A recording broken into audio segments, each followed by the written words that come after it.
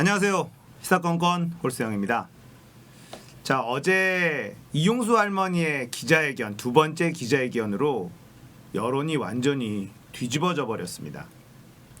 그동안에는 정의기억연대와 윤미향을 두둔하는 사람들에게 어떻게 이걸 쉴드칠 수 있느냐라는 여론이 좀 더 많았다면, 지금은 이용수 할머니와 그 주변에 있는 사람들이 더 큰 문제다라는 쪽으로 여론이 완전히 뒤집어져 버렸어요. 저는 처음부터 윤미향과 정의기억연대를 비판할 수 없다, 이렇게 말씀을 드렸습니다.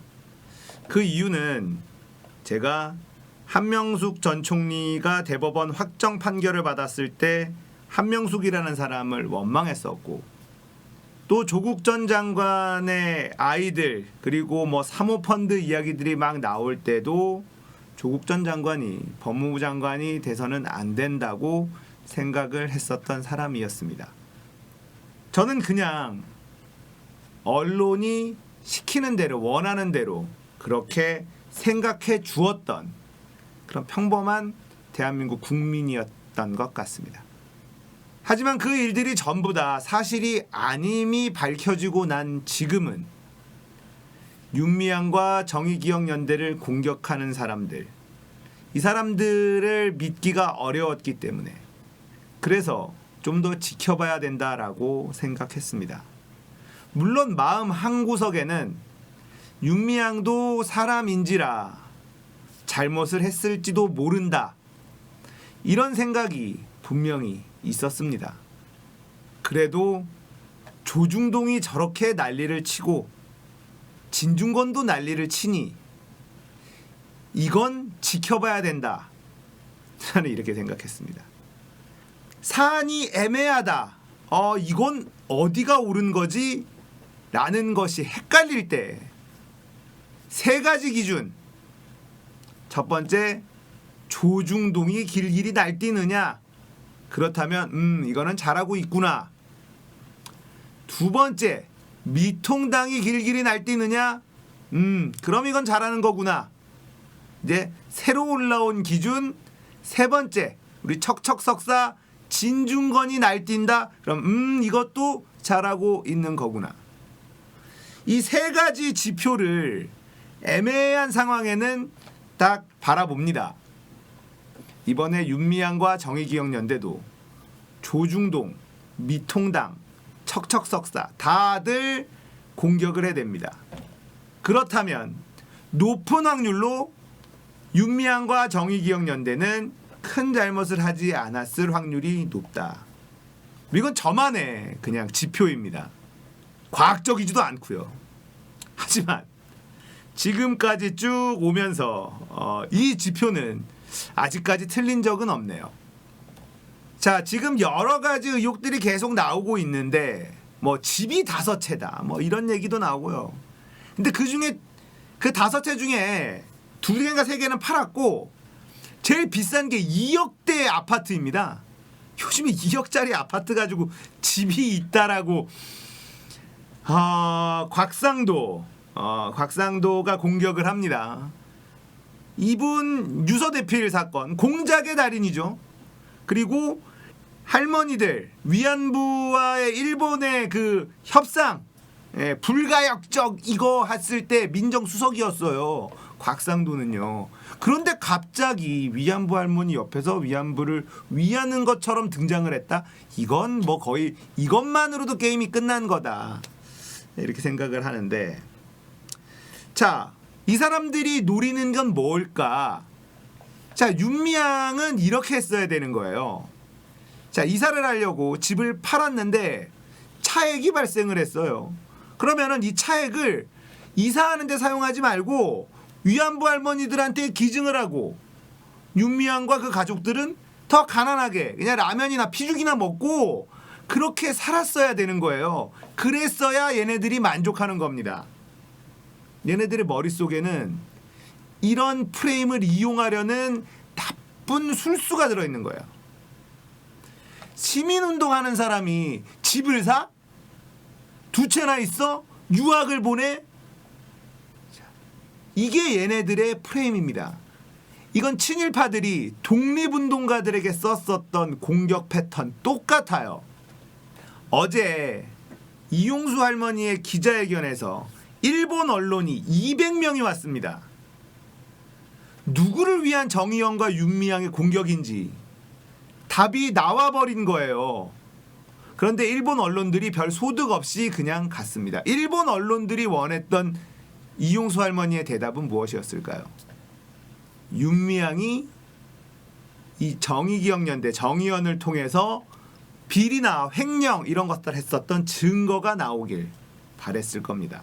그러면 이때까지 했었던 모든 운동들은 다 퇴색이 되고 위안부라는 것 자체를 인정하지 않고 있는 일본이 원하는 그림을 그려갈 수 있었을 텐데 그런 얘기가 나오질 않았죠.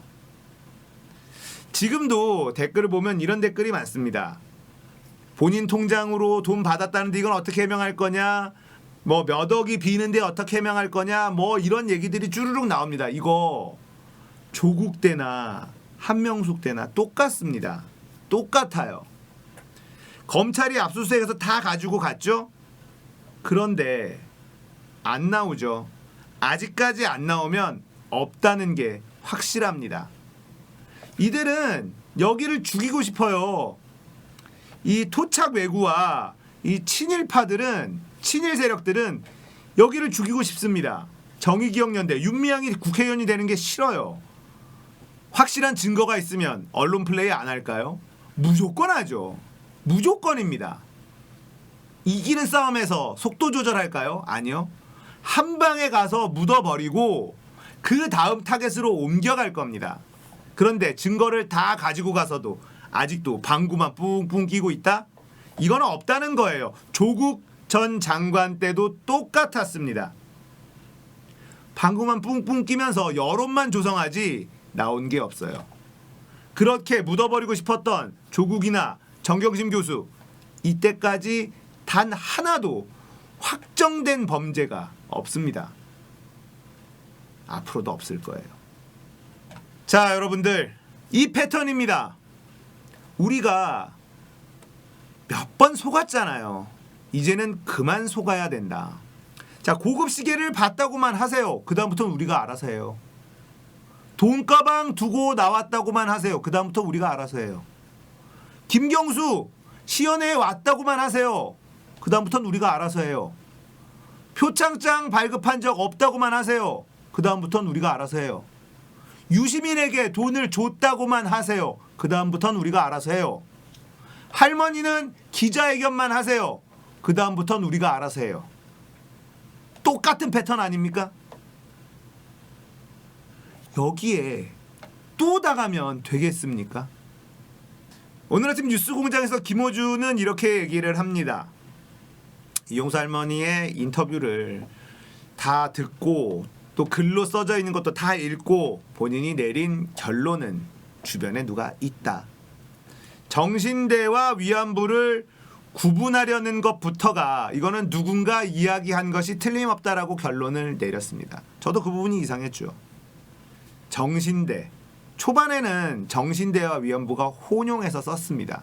왜냐하면 여성 근로 정신대로 끌려갔던 사람들이 위안부로 차출돼서 성착취를 당한 사례들이 워낙 많았기 때문에 정신대를 위안부로 통칭해서 혼용해서 썼었던 시절이 있습니다. 그런데 정대협은 왜 정신대 문제만 챙기지 위안부를 끌고 들어가서 돈벌이에 이용했느냐? 이 논리는 누군가 옆에서 얘기해주지 않으면 주장하기 어려운 일이다. 이게 김호준 총수의 생각이었습니다. 저도 절대 동의하는 생각이에요. 어떻게 정신대와 위안부를 따로 분리할 생각을 했을까? 그 당시에는 정신대와 위안부를 혼용하던 시절이었는데 말이죠. 그래서 이게 정신대는 남성, 여성이 다 합쳐져서 노동 착취를 당한 것이 정신대이기 때문에 그 이후에 위안부라고 분리를 해서 성착취를 당한 분들을 따로 위안부라고 부르고 있는 것이죠. 해외 영어권에서는 성노예라고 부르고 있습니다. 우리나라에서도 성노예라고 부르고 싶지만 할머니들이 싫어하기 때문에 성노예라는 표현을 쓰지 않는 것으로 알고 있습니다. 특히 이용수 할머니가 굉장히 반대하셨다고 했습니다. 기자회견에서도 얘기했었죠. 내가 왜 위안부고 성노예냐. 이용수 할머니는 위안부라든지 성노예라는 단어에 대한 아주 강한 거부감이 있었습니다. 수치심도 있다는 걸 느낄 수가 있었습니다. 이용수 할머니 주변에는 보수단체들이 진을 치고 있고 그 옆에는 미통당의 곽상도, 공작의 달인 곽상도가 있습니다. 자, 인터넷을 보다 보니까 이런 글이 있더군요. 곽상도라는 사람이 이용수 할머니를 위한다, 위안부 할머니를 위한다는 것은 이토 히로부미가 안중근 편을 든다라는 것과 똑같은 것이다. 네, 적절한 비유였다고 생각합니다. 곽상도가 위안부 할머니 편을 드는 건 말이 안 되는 거예요. 자, 이번 사건으로 알려진 것 중에 하나가 이 위안부 할머니들이 정부와 지자체에서 이렇게 지원받는 금액들이 있습니다. 근데 한 달에 약 287만 원, 약 300만 원 가까운 돈을 받습니다. 생활하는 데는 넉넉하실 거예요. 이런 일이 없었다면 곽상도나 이 보수단체들은 어떤 식으로 생각했을까? 이게 만약에 언론으로 뿌려지면 위안부 할머니들이 독립운동가냐 하면서 저렇게 많은 돈을 주는 것에 대해서 공격했을 겁니다. 참전 용사들, 천안함 유가족들 이런 사람들한테 생활비를 얼마 주고 있느냐 이런 얘기하면서 위안부 할머니들이 돈 300만 원씩 받아간다고 우리 세금을, 그리고 각종 혜택들 다 따지면서 공격했을 놈들이 갑자기 할머니 편에 서서 윤미향과 정의연을 공격한다. 이건 이상해도 너무 이상한 거예요. 확실한 건 윤미향이라는 사람에게 확실한 범죄 사실이 확인됐으면 벌써 오픈하고 공격 들어갔을 것이다. 우리가 앞으로 어떤 사안이 터졌을 때 이게 애매하다, 어디가 옳은지 잘 모르겠다, 다시 한번 설명해 드립니다. 3가지 지표, 이걸 바라보십시오. 첫 번째, 조중동이 길길이 날뛰느냐. 두 번째, 미통당이 길길이 날뛰느냐. 세 번째, 척척석사 진중권이 길길이 날뛰느냐. 이 3가지 지표가 거품을 물고 있다면 이것은 제대로 가는 방향이다. 오늘 이야기는 여기서 마치도록 하겠습니다. 공감되셨다면 구독, 좋아요, 알람 설정 부탁드릴게요. 감사합니다. 끝!